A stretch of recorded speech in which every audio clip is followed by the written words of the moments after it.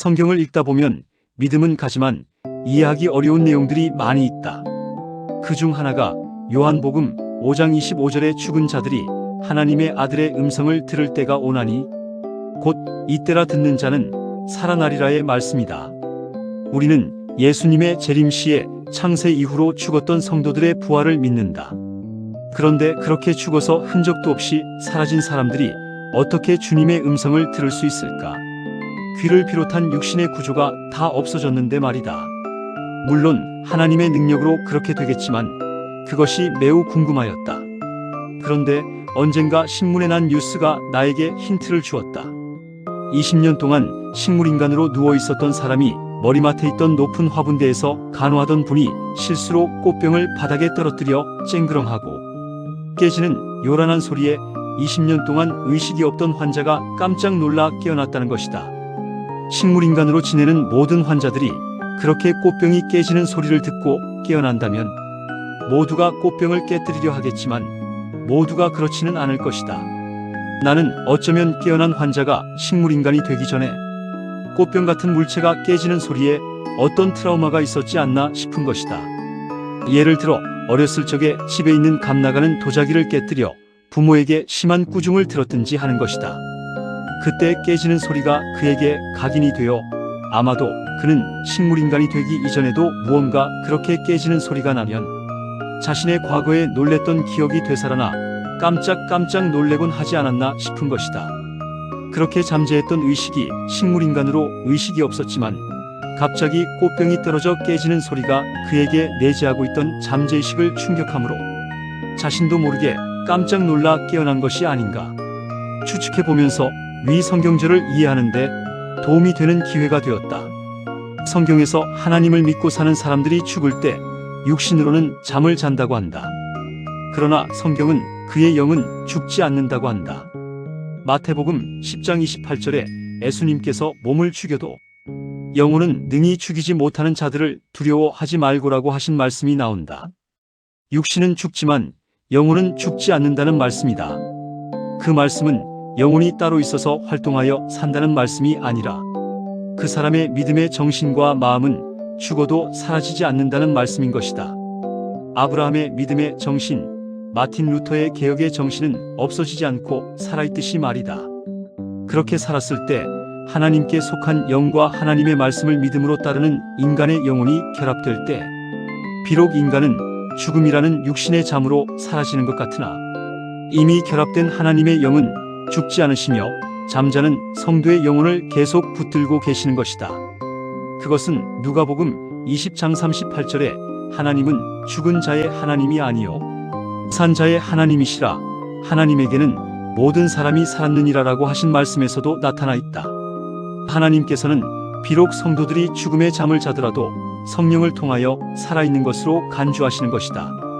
그러므로 평소 살아있을 때 성령과 결합된 사람, 즉 말씀을 통해 그분의 음성을 듣고 그분의 음성에 익숙해진 사람들이 예수님께서 재림하실 때에 깨어라 티끌 속에 자는 자여 일어나라고 하시는 예수님의 큰 소리의 외침에 마치 꽃병 떨어지는 소리가 식물인간 상태의 의식이 없는 상태에서 그의 잠재의식을 깨워 놀라 일어났듯이 생존했을 때 결합되었던 하나님의 영과 성도의 믿음의 정신이 잠자던 성도의 영혼의 귓전을 때려 평소에 익숙한 예수님의 음성을 듣고 깨어 일어남으로 부활하는 게 아닌가 싶은 것이다. 2000년 전에 음성으로 말씀하셔서 제자들에게 들려진 음성이 오늘날도 똑같이 성경을 통하여 우리에게 말씀하시며 우리에게 들려진다. 우리가 읽는 글로만이 아니다. 엠마오로 가던 제자들과 같이 걸어가시면서 저들에게 말씀하신 것처럼 우리에게도 말씀하고 계신다. 평소에 살았을 때 목숨을 다하여 마음을 다하여 뜻을 다하여 그리스도를 믿는 사람들은 비록 이 세상에서 죽음을 맞이하지만 결코 죽음으로 그 생명이 사라지지 않는 것이다. 평소 살아있을 때 성경을 통하여 주님의 강력하고 세미한 성령의 음성을 듣는 것에 익숙했던 사람들이 부활 때도 그분의 음성을 알아듣고 움찔하여 깨어날 것이다. 사도 바울도 그러한 사람을 고린도 전서 15장 23절에서 그리스도께서 강림하실 때에 그에게 붙은 자라고 칭하셨다. 그리스도를 믿는 성도들에게 성령을 받는다는 것은 그만큼 매우 중요한 일이다. 성령은 하나님의 생명이시기 때문이다. 우리는 컴퓨터로 문서 작업을 하면서 심혈을 기울여 작업한 내용을 컷으로 잠시 화면을 지울 때 우리는 그 화면이 어디로 사라졌는지 모르지만 불안해하지 않는다. 그것은 다시 불러올 수 있기 때문이다.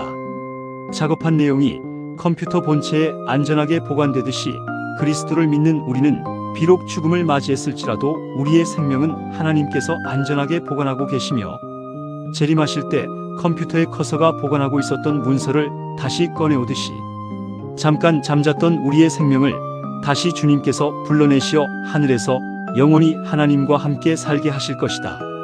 예수님의 말씀을 듣고 순종하기를 즐겨하는 사람들은 결코 죽음을 두려워하지 않는다.